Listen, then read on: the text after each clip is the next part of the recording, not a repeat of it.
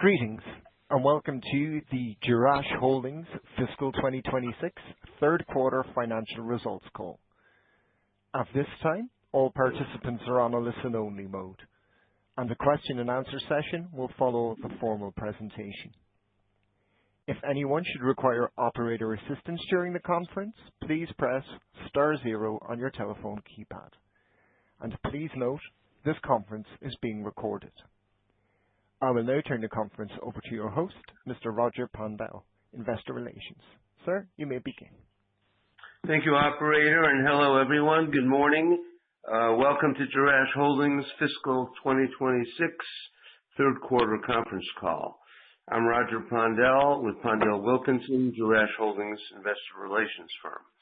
On the call today from the company are the Chairman and Chief Executive Officer Sam Choi, Chief Financial Officer Gilbert Lee, Eric Tang, who leads the company's operations in Jordan, and Ringo Ng, the company's head of marketing.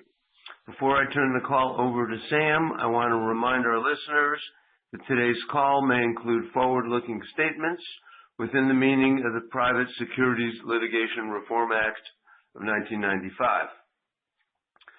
Such forward-looking statements are subject to numerous conditions, many of which are beyond the company's control, including those set forth in the Risk Factors section of the company's most recent Form 10-K, as filed with the Securities and Exchange Commission, and copies of which are available on the SEC's website at www.sec.gov, along with other company filings made with the SEC from time to time.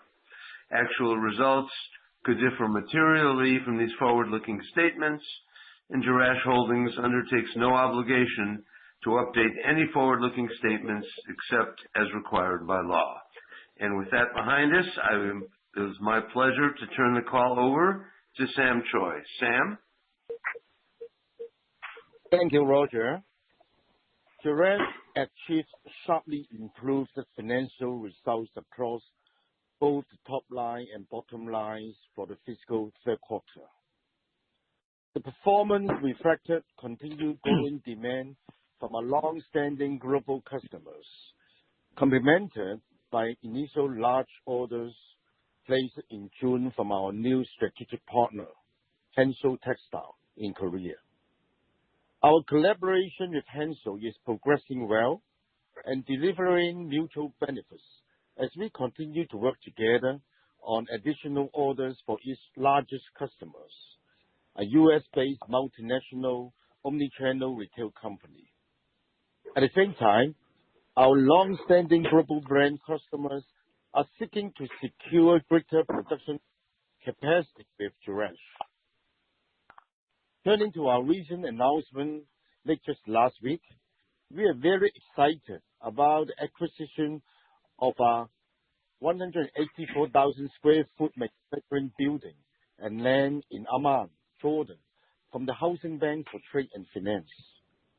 This transaction represents an important milestone as we advance the company's next 5-year growth strategy.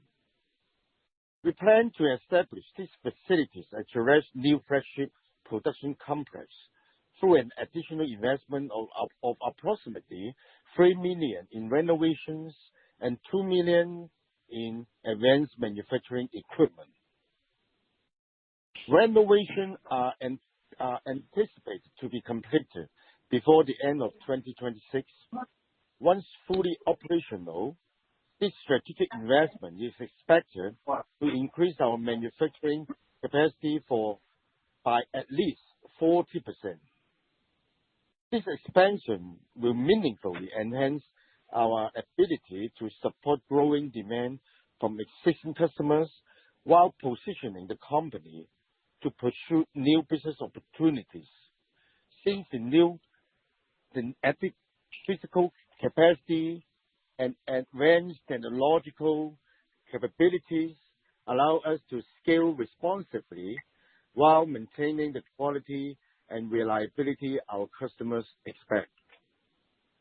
As part of our ongoing strategy, we continue to diversify both our customer base and product mix, which support more stable year-round production and reduces the impact of seasonality of business.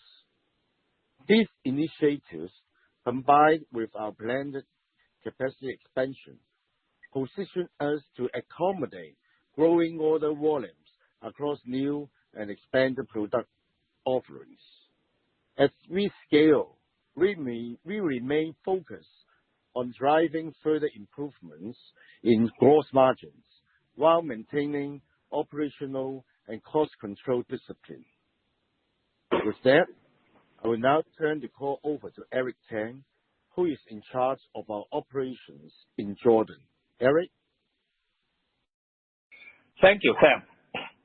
As we mentioned during our last quarterly call, the recent shifts in tariff policy have heightened the urgency for many global brands to diversify their manufacturing footprint, and many are turning to Jordan.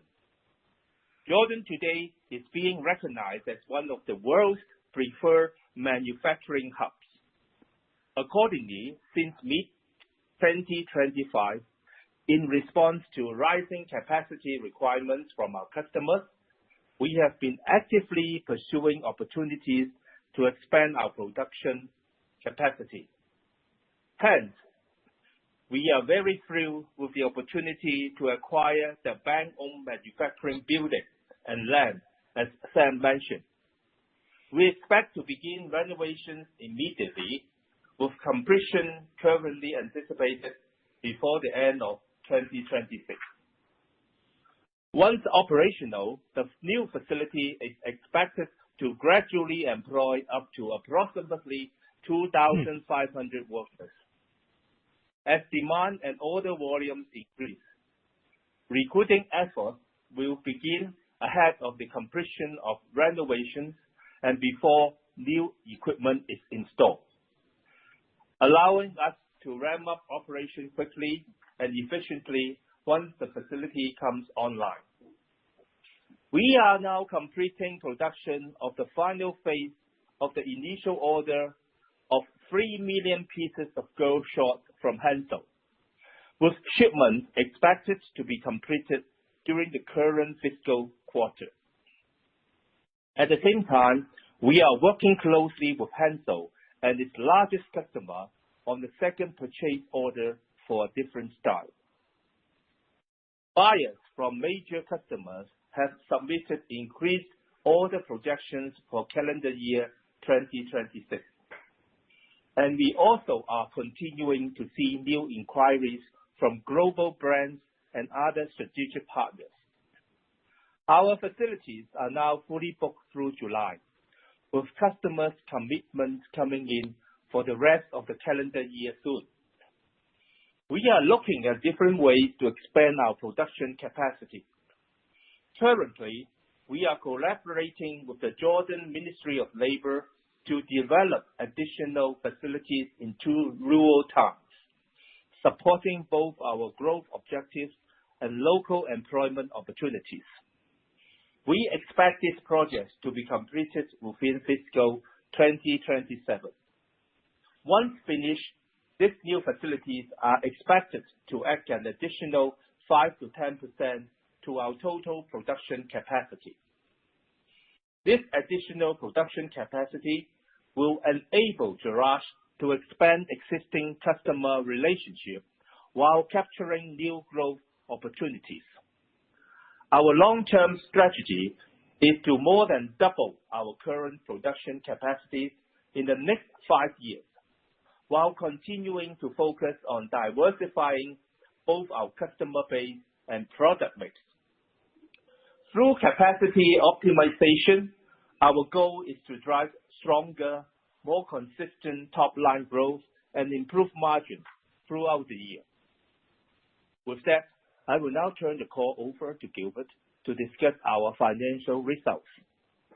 Gilbert. Thank you, Eric. Revenue for the fiscal 2026 third quarter grew 18% to $41.8 million from $35.4 million in the same quarter last year. The increase was primarily driven by higher shipment volumes to the company's major export markets, including the U.S. and a new customer in Korea.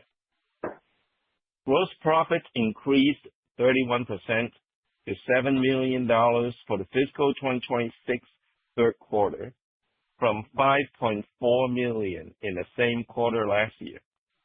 Gross profit margin for the quarter improved to 16.9% from 15.2% in the same period last year, primarily driven by a favorable product mix from new customers and the benefits of economies of scale. Operating expenses totaled $5.1 million in the fiscal 2026 third quarter, compared with $44.7 million in the same quarter last year.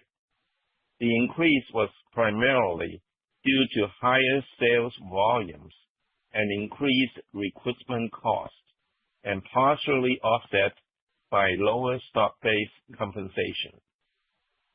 Operating income nearly tripled to $1.9 million in the fiscal 2026 third quarter from $708,000 in the same quarter last year.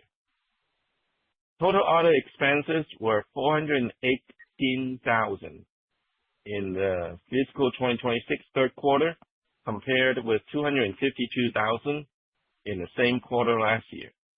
The increase was primarily due to the increase in financing needs to support business growth and exchange losses. Income tax expenses were $368,000 in the fiscal 2026 third quarter, compared with $450,000 in the prior year quarter. Net income rose to $1.2 million, or 9 cents per diluted share, for the fiscal 2026 third quarter, from $6,000, or 0 cents per diluted share, for the same quarter last year. Comprehensive income attributable to the company's common stockholders advanced to $1.2 million for the third quarter, from a comprehensive loss of $147,000 in the same quarter last year. Excuse me. As of December 31st, 2025, Jerash had cash and restricted cash total $13.2 million, and net working capital was $36.4 million. Inventory was $26 million, and accounts receivable amounted to $7.8 million. Net cash used in operating activities was approximately $3.5 million for the 9 months ended December 31st, 2025, compared with $581,000 for the same period in fiscal 2025. The increase in net cash used in operating activities was primarily driven by higher receivables during the first 9 months, along with a smaller reduction in inventory from the beginning of the year, partially offset by improved net income and modest increase in prepaid expenses and advances to suppliers. On February 3rd, 2026, Jerash's board of directors approved a regular quarterly dividend of 5 cents per share on its common stock, payable on February 20th, 2026, to stockholders of record as of February 13th. As both Sam and Eric noted earlier, we are optimistic about our future prospects and performance ahead.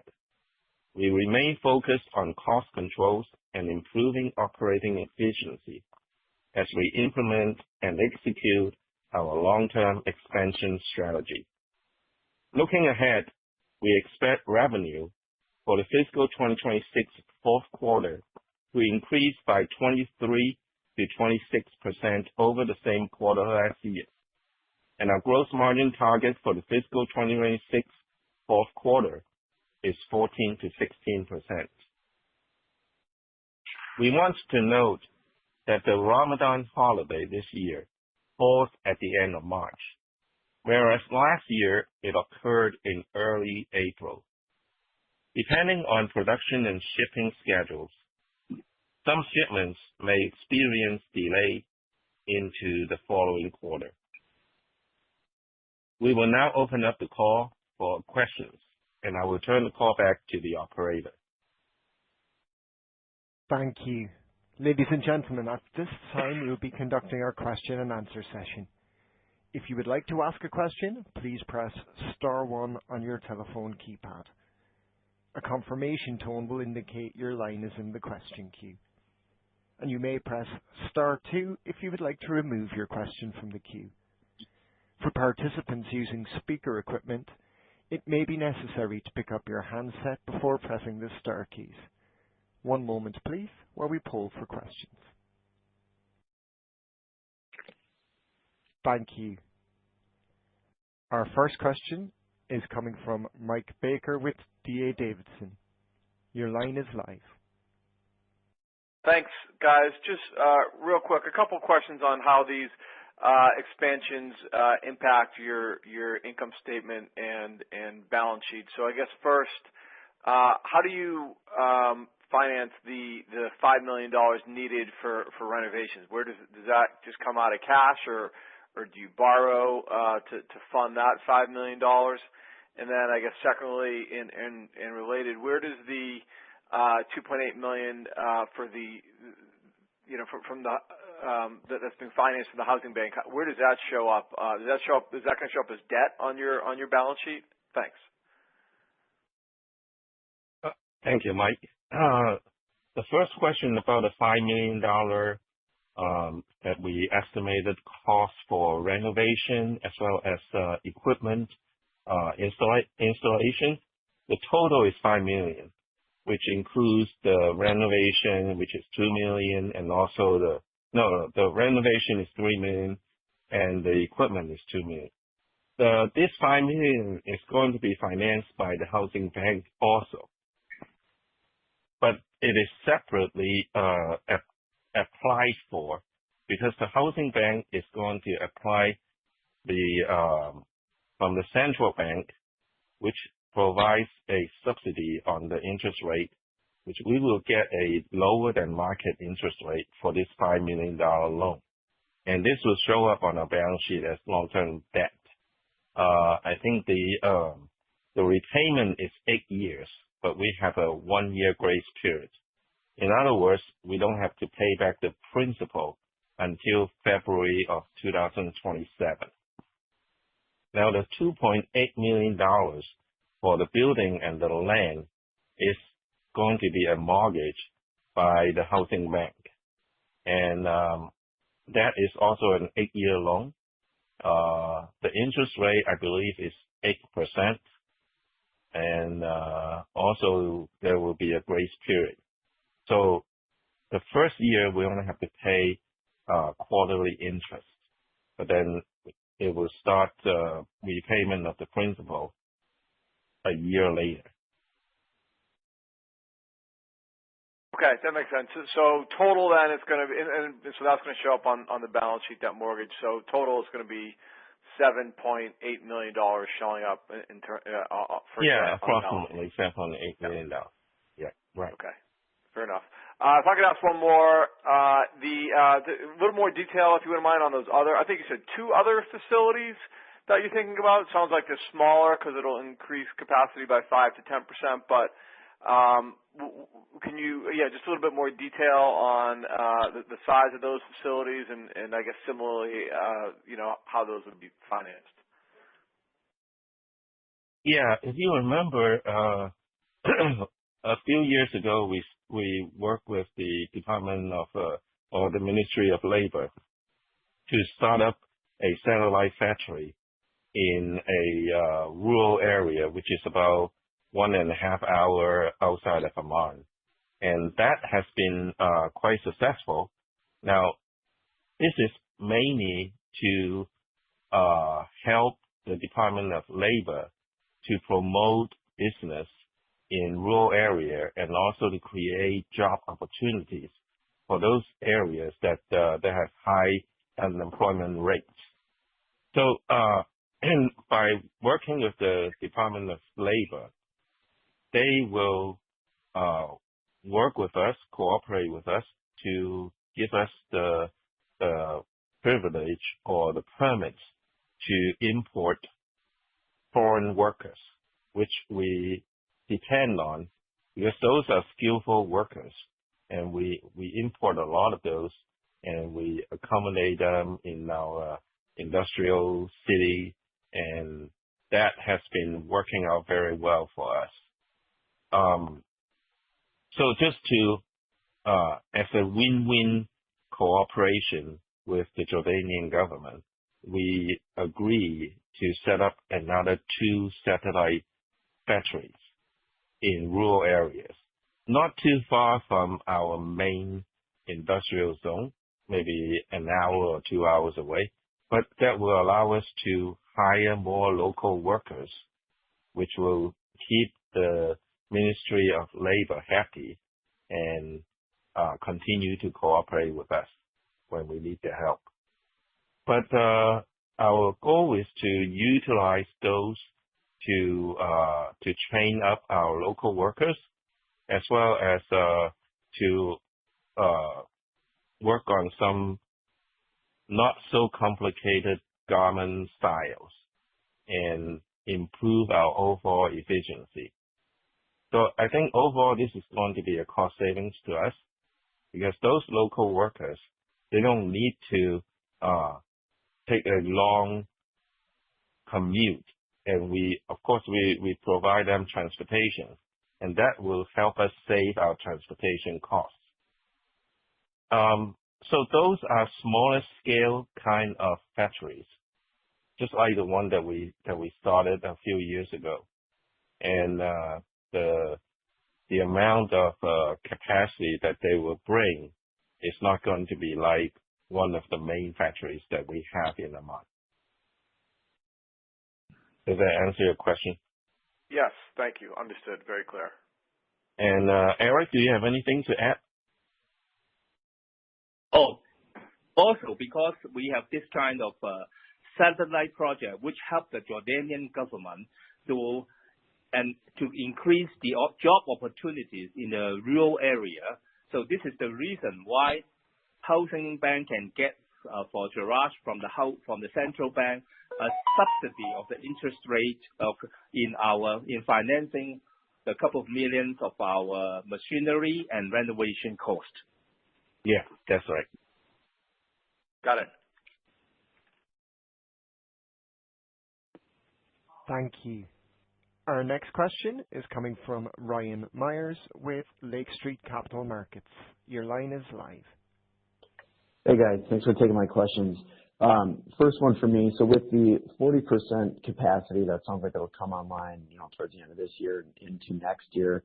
Just curious, how quickly will you guys be able to ramp that up? How much is new versus existing business? How much visibility do you have into that? Just, as we should think about, how you're going to be able to kind of start recognizing revenue through that facility. Just the details there would be helpful. Well, I think we anticipate the renovation to be finished by the end of this calendar year.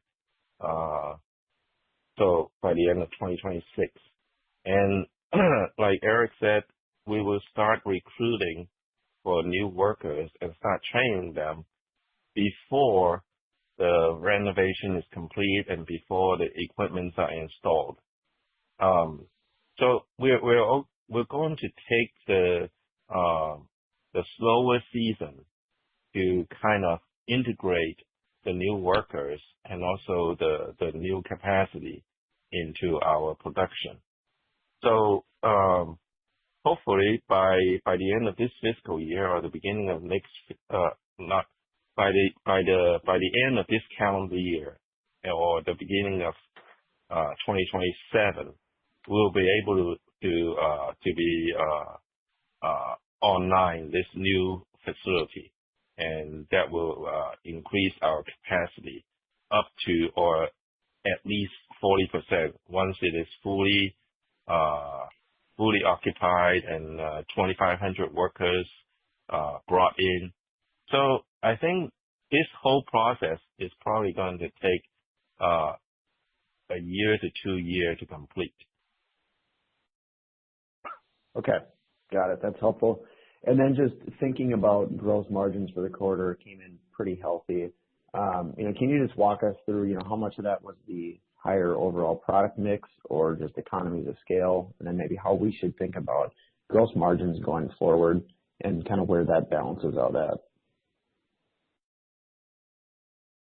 Well, this past quarter, we focused a lot on the high volume orders that we're doing with Hansel, and that turned out to be a really great enhancement to our efficiency because it is just very not that simple, but we don't have to change over the styles from styles, and it's just one product that we just keep running. So it improves our efficiency a lot, and also the economies of scale because we utilize our full capacity, and overall the per unit cost definitely, especially the fixed cost per unit, will go down. So that turns out to be improving our margin.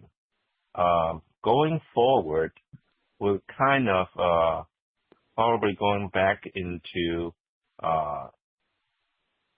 working on more difficult styles, especially with our long-term customers, and the volume will be lower and multiple styles. So we anticipate the margin will somewhat be lower than this current quarter. However, I think we have been working on some efficiency improvements. We have in some of our facilities, we have installed hanger systems to help the efficiency, and we're looking at other kinds of technological improvements to help us reduce the overall cost in manufacturing, but to be more automated in our factory and also in our warehouses. So I think the improvement will come. And our new facility, the new building that we bought, we're going to install the state-of-the-art equipment and utilize more automation. So that this one is going to help us in controlling our costs and improving the output. Got it. Thanks for taking my questions. Thank you. Thank you. Our next question is coming from Igor Novgorodtsev with Lares Capital. Your line is live. Good morning, and thank you for taking my questions, and congratulations on a very strong quarter. Thank you. My first question is, several years ago, obviously, you had a great disruption.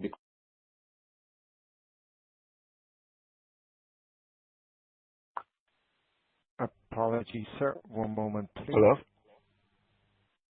One moment, please.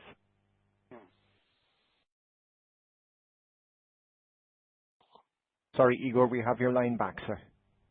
Okay, sorry. I'll start my question again. Last couple of years, you had great disruption because of the war in Gaza. So now with the situation is up in the air again between, U.S., Iran, and, Israel, and not everybody is sure what's going to happen. What is your contingency plan? What is you gonna do different this time now that it's more anticipated? Eric or Sam, do you want to take this one? Yeah, Eric first, please. Yeah. So I think because we are closely monitoring the political situation here, so we almost every month as one of the biggest investors in Jordan, we also have meetings with the Ministry of Foreign Affairs to monitor the very sensitive political situation here, especially about the possibility of the occurrence of the war in Iran. But still now, according to the latest information, everything is still very stable in the region. And we don't know whether the war will happen, but even though it has happened, we are been assured, our government has been assured that it will not affect Jordan. Jordan will be still the most safest haven in the region of the Middle East. We are closely monitoring the situation, and we are closely also related this information to our major buyers.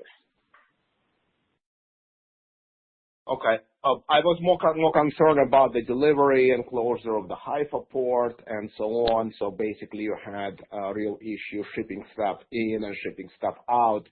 So I assume that you have a contingency plan now because we don't know that's how it's going to go.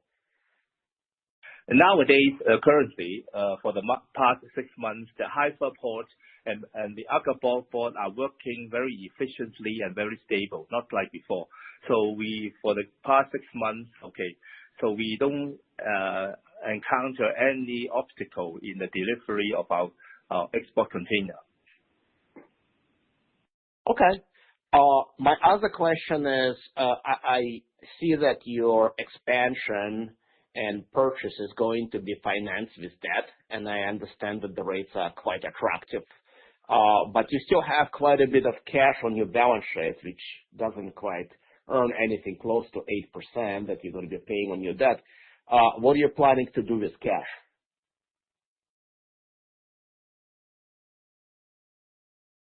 Well, Larry, actually, we have been utilizing our cash more extensively in the past year or so, because of our growth in business and some of the new customers.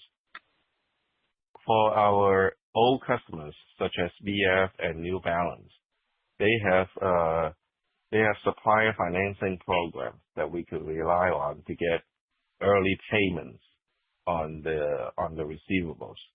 But new customers, and we have to use more cash to finance our purchasing and also our operating expenses. But once we get used to dealing with these new major customers, I think the cash flow will be much easier. And right now we're working with some banks, some local banks, to finance the receivables, finance the LC that our customers are providing us. So cash flow is fine. It's just that we might have to take on a little bit more short-term debt, and for the expansion, we will have to take on some long-term debt.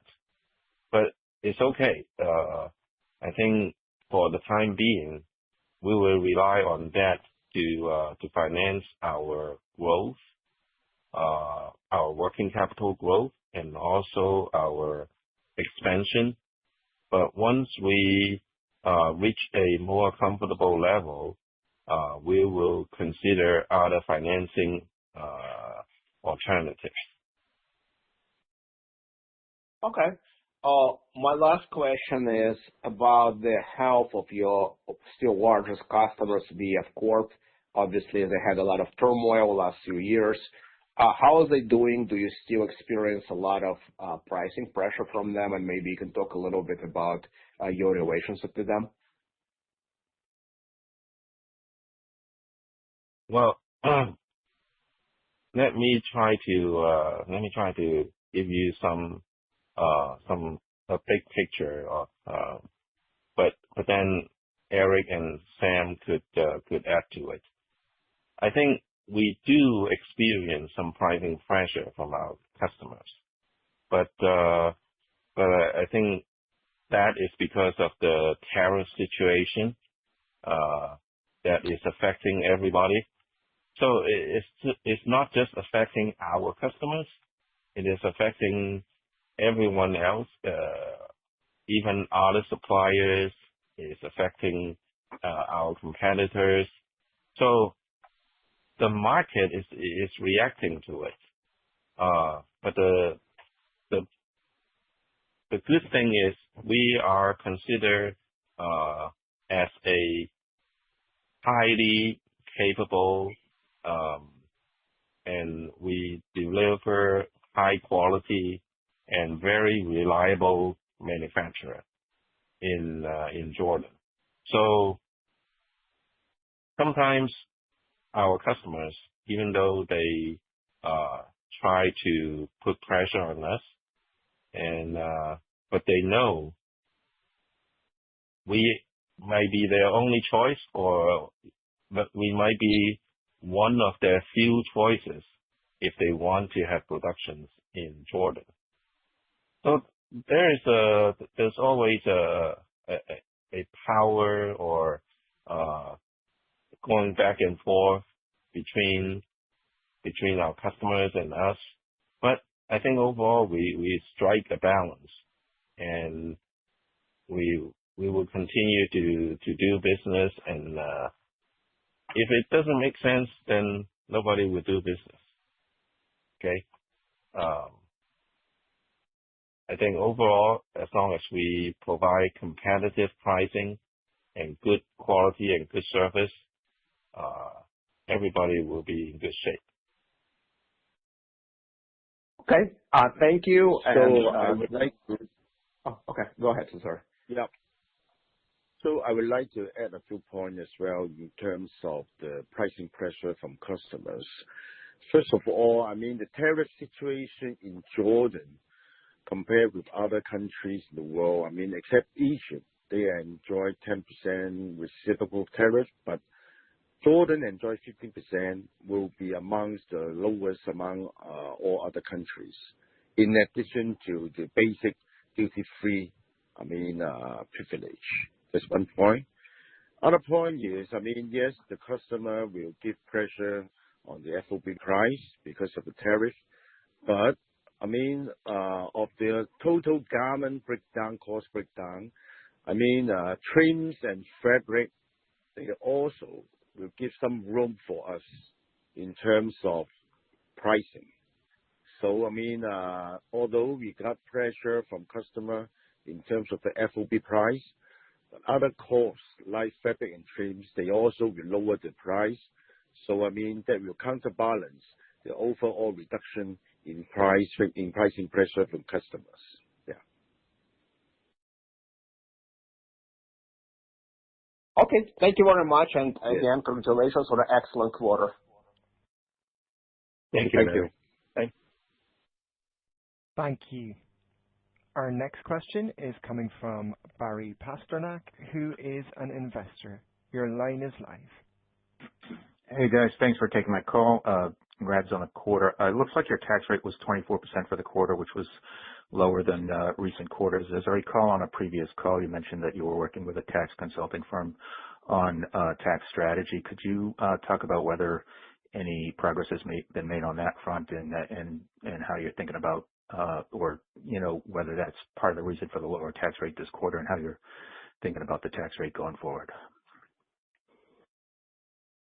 Well, the effective tax rate was lower this quarter, primarily because we have higher income, and in the past, our consolidated income was suffering because of some disruptions, because of as you know, the past 2 years have not been good, but we still have to pay taxes. So that kind of hit our effective tax rate. Plus, we had to make some adjustments for the subpar F income, because of our global operations. But that is behind us. So going forward, our effective tax rate should be normalized. And yes, we have engaged a tax consultant to help us do some tax planning to see where we could save some tax expenses. But that is still being worked on. So I think going in the future, we will try and utilize some better planning so that our effective tax rate will improve. Okay, great. Would 24% or let's say under 30%, how would under 30% going forward, or what would be the estimate for the effective book tax rate?